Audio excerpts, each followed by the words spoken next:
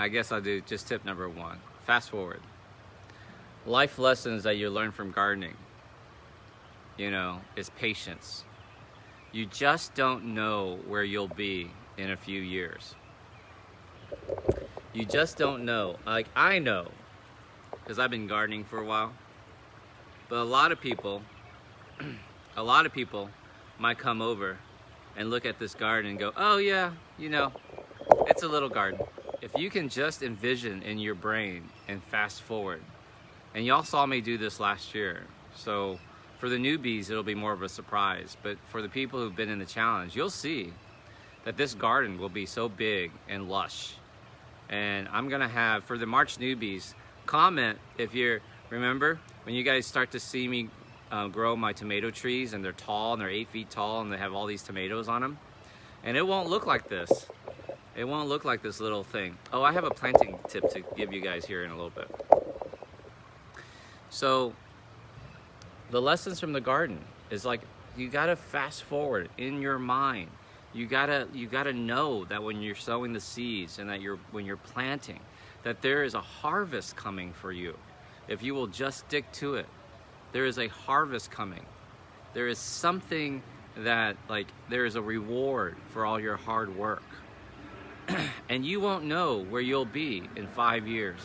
If you just keep at it, in 5 years, you could be a millionaire.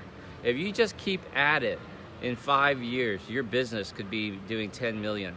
If you just keep at it, in 5 years, your YouTube channel could have 300,000, 500,000 subscribers. If you just keep at it, in 5 years, you'll be done with your degree. You'll be done with your nursing degree. You'll be moved on to administration. If you just keep at it, in 5 years, you'll be a lesbian. You'll be an author. You'll be a speaker. You'll be on stage again. If you'll just keep at it, you just don't know where you're gonna be. And tip number 2, the problem that people make is they don't understand that the compounding nature, like, you're gonna get better. So I'm not the same gardener I was 5 years ago. I'm a much better gardener now than I was 5 years ago. Does that make sense? I'm much more, I know a lot more about money now than I did 10 years ago. The effects are cumulative. If you just keep at it, you'll get better and better and better at container gardening. You'll get better and better and better at cooking. If you just keep at it, 5 years from now, you'll have 10 people show up to your house and you'll whip up this dish and people are gonna go, oh my God, how did you do that? You did that out of scraps, out of leftovers in your fridge, and we just popped in on you. And you're like, yeah. And they go, how did you do that? You're like, I don't know, I just did it. I mean, you can't do that? See, you forget. You forget what it was like to be a beginner. You forget that you didn't know, right? So it's cumulative. But in our average brains, the average person does not factor that into why you should do it. Does that make sense? Why should I get up early? Why should I meditate? Why should I write my goals? See, they'll say, I can't meditate. I sat down and I tried to, and I can't shut off my brain. They give up. And they don't understand that monks do it for years and years and years. If you sat down at the piano, watch this, comment. If you sat down at the piano and played the piano for 3 hours every single day, just 3 hours every single day, in 1 year, could you be good? Would you be good? Not could you be, but would you be? Guaranteed, 100%? Yes! Guaranteed 100% you would be good at playing the piano. If you cooked a meal every single day, if you learned a new recipe every single day, in a month, could you be better? Would you be a better cook? Absolutely you would be. If you read something about finances for 30 minutes every single day, would you be better? Yes, you would.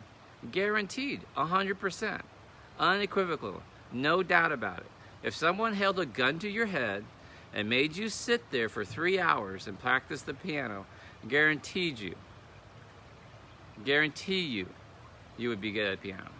See, but that's not how the average person thinks. The average person says, oh, it's too hard, I can't do it, I don't have time, who has time?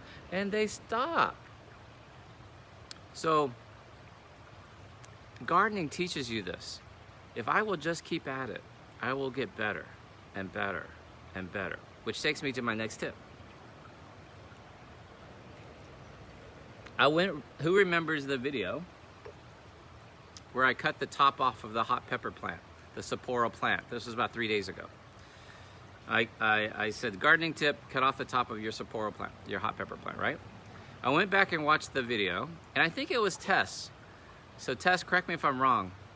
I think you said, hey, can you plant that top or just throw it away? And I was like, I don't know. I just threw it away because I watched a YouTube video last year that told me to do that, and that's how I got all those jalapenos. I had so many jalapenos, I couldn't eat all the jalapenos. and you know, the video didn't mention anything about planting the top. So I just threw it, and you saw me video, I just threw it over my shoulder and it landed in the garden. Well, I looked at it over the last 3-4 days, and I was like, motherfucker's not dying. It's still alive. It's sitting above the grass. I mean, it is sitting above the bed. It's not buried. It's not anything. It's not in water. It's just sitting there. And like 3 days later, it's not dead. So look what I have for you. Ta-da! This is, yep, Tess. This is the same clipping that I took off the top of that saporal pepper plant, which I've already planted, like 3 or 4 days ago. It had buds and flowers and more leaves coming up. And I don't know why, I shouldn't have done it, but I plucked them off for you. I plucked them off, and I plucked all of the flower plants. It looks like normal. It looks exactly like the day I cut it off. So I'm gonna put it in some soil, and I'm gonna have another saporal pepper plant. Who knew? I didn't know. That other YouTube video, I watched several YouTube videos on whether or not you should top off your pepper plants, and none of them said to replant this. So yesterday, Dr. V takes his shishito pepper, trims off the top, and look what I did right there. This is the top of my shishito pepper that I clipped off, and thanks to Tess asking the question, I just popped it in the ground. I didn't put honey on it. I didn't put root stimulator. You probably could if you really want to increase the harvest, you know, if you really want to get it going. So I planted it as far away because I don't want to disturb it. And hopefully when I plant the whole thing, I'll have 2 pepper plants nearby each other, but far away enough that they have a little bit of space. So I'm gonna plant this one here a little bit. And I have some root stimulator somewhere. Maybe I'll use root stimulator, maybe I'll use honey. But that's an example of the cumulative effect. If you will just keep doing something, if you will just keep learning your lessons, right? Potatoes. What does every fucking diet tell you about potatoes? Come on, comment. Regular potatoes. Oh, they're high in carbs. You can't eat them. They're not good for you. So I used to tell patients the same thing. And now I'm sitting here thinking, wait a minute, how is this possible? You know, the whole Irish potatoes, Irish potato famine, whole countries of people survived on potatoes. Idaho is all potatoos. You know, it's like, how could we have evolved with the potato? And now suddenly, starting in 1995, we're telling people potatoes are bad for you. Now, I'll give you a hug, a virtual hug. Who wants a virtual hug? If you can tell me the probable origin of potatoes. Where do potatoes come from? What country do the potatoes come from? A lot of people will say Idaho. They don't come from Idaho. They say Ireland, Irish potato. No, see, that's Western history. Potatoes actually probably, most likely, came from Peru. The mountains of Peru. The Incas, the Indians, harvested potatoes. Now let me ask you this question, and I have the numbers completely off. How many varieties of potatoes can you name? Idaho potato, russet potatoes. Well, Dr. V, I go to the market, there's a red potato, there's a pink potato, there's a Yukon goat potato, I've seen you plant purple potatoes. So maybe there's like, you can name, let's say 6 or 7 varieties of potatoes. How many varieties of potatoes are there? It is estimated that Peru has the number, I'm off on the number, but it's like 1,000 varieties of potatoes. There's like 1,000 varieties of potatoes that the Peruvians harvested. So, why do Westerners think potatoes are bad for you? And I came up with the answer. All we know is a fucking russet Idaho potato, which is grown. Now, I love you, you're from Idaho, so don't get bugged and bothered. They want it for size. If you've noticed, they're all about the same size. They're bred for size, and they're way too fucking big. If you ever gone to a steakhouse, you'll get a fucking baked potato this big, which would normally be enough for 4 people. But no, we eat it this big. Does that make sense? So it's portion size. That's number 1. Number 2, how do most Americans eat potatoes? Butter, cream, cheese, twice baked. How did our ancestors eat it? Fucking threw it on a fire. Fucking threw it in the oven, in a, the hot oven with the bread. Does this make sense? So there's a big difference if you get red potatoes, yellow potatoes, blue potatoes. You dice them up in small amounts, sprinkle them with a little olive oil, salt and pepper, a little Italian seasoning, and you pop them into a hot oven at 400 degrees Fahrenheit, and you let them crisp up really hot.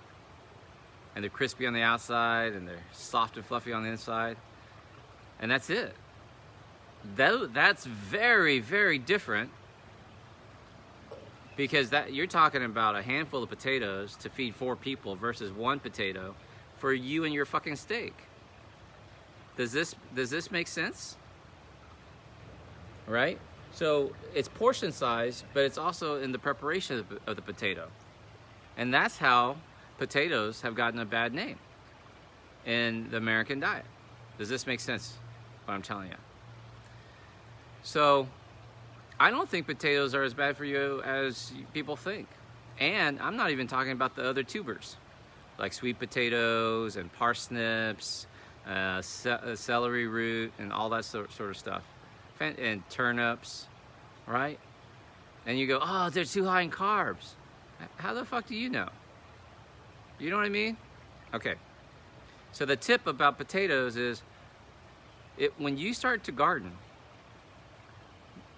you realize, like, maybe what they're telling me in the dieting world is wrong. Maybe what they're telling me is wrong. Does this make sense? Like, there's got to be something that doesn't make sense here. So that's potatoes. Leafy greens. Let me give you the next tip. Leafy greens. Like, oh, Dr. Vuong, it's silly. I don't want to be no rabbit. I'm sitting here like, eating leafy greens like I'm a rabbit. Can't taste good. And then you say, motherfucker, show me your salad. Oh, I eat a lot of salads, Dr. V. You don't understand. I can't lose weight. I gained weight. These motherfuckers, I'm going to throat punch these motherfuckers. I gained weight when I was eating all these salads and vegetables and fruit. I gained weight eating fruit. No, you fucking didn't. No, you fucking didn't. All right? No, you didn't. All right? So you gain weight eating salads plus other shit, but just eating salads, you did not gain weight. Just eating leafy greens. So you say, motherfucker, show me salad. Show me your salad. What did they show you? Fucking iceberg lettuce, a couple strands of carrots, a slice of tomato, which they don't eat, a slice of cucumber, which they do eat, and then all the croutons buried in ranch dressing. No, no, Dr. Vuong, it's Italian seasoning. From a bottle, motherfucker. You don't even know how to make a vinaigrette. So the average person has this misperception, remember? They put up walls, they put up barriers, they have these assumptions. Oh, I can't meditate because I can't shut it off my mind. I gain weight with salads. You know, it's the salad. What about salad dressings, Dr. Vuong? What salad dressings can I eat?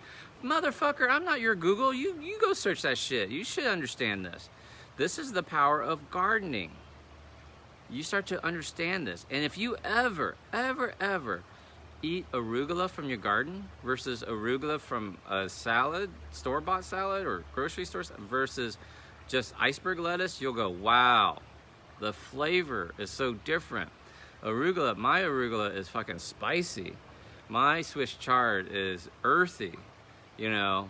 And then these guys don't know. You can eat, you know, you can eat the leaves off the broccoli spread. Any brassicas, that's the cabbage family. Cabbage leaves, Brussels sprouts, broccolini. You can eat all the leaves off of those. You can chop that shit up, saute, olive oil, salt and pepper, some garlic. Fantastic side dish. You don't have to throw that shit away. Yeah, but you get your little cabbage home and you peel off all the leaves and you throw them away. You see, you just take the crowns of the cabbage, of the broccoli. You don't realize there's a whole plant. Motherfuckers don't realize that broccoli is a fucking flower. It's the flower of the plant. You're eating the flower. Oh, Dr. Vuong, that's crazy. Yeah. See, this is what the tips mean. You know, like how what you learn is cumulative. The flavors that you experience your mouth to is cumulative. Now you start eating that shit and you go, dude, I can't go to Olive Garden and have this crappy wimpy salad. I will tell you that Olive Garden salad, that crispness and chill, it's a little addictive. That tang in that Italian dressing, it's pretty addictive.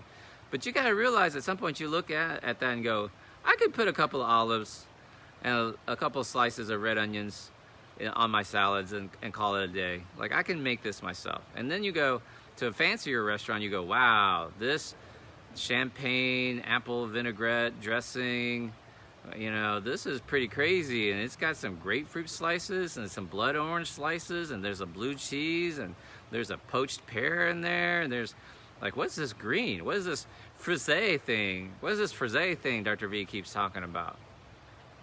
See, the effects of gardening, cooking, being interested, it's cumulative, and that's how your life changes. These lessons that we learn from the garden, it's worth your time. Oh, let me give you that. That's your elevator tip right there, baby. That's your elevator tip right there. See, these lessons from the garden, it's worth your time. It's worth your time to invest on learning about money, to invest. You know, I will change your life right now. If you have young little kids right now, spend the next 3 nights watching nothing but Super Nanny videos. And do what Super Nanny tells you to do, the way she tells you to do it. Your kid's life will change. Your 2-year-old, 3-year-old, 4-year-old, 5-year-old will change. Your relationship will change. How you handle them will change. Sit down, meditate, garden, you will change. I promise you. It's worth your time to go to marriage counseling. It's worth your time to write your gratitude journal, to write your goals once a quarter, once a month, once a week. It's worth your time to spend it with your mom and dad. They're not a fucking burden. They won't be here forever. These little things that you do, you add it up, and at the end of the day, that's called life. That's called life. And it keeps it interesting. We've had the chicks now for 2 days. Their coop is coming tomorrow. And I made a box for them last night. And I put a little stick through it, let them roost on it. Put it up on a platform of brick, so we're expecting some rain so it doesn't get wet. Mason like, I'm gonna paint it. Gets out her watercolors and starts painting all these colors and patterns on it. And she's like, oh, it's gonna be so lovely. It's gonna be so pretty. They're gonna love their chicken house. We put it down and we're watching them. It's getting dark. Motherfuckers don't go into their new house. They huddle around the food tray. I go out there, you know, at 9 o'clock at night, shine my light on them. Nope, they're huddled around the food tray. So sometimes even the best laid plans. But I guarantee you, when it rains today, they'll be inside. They'll be inside.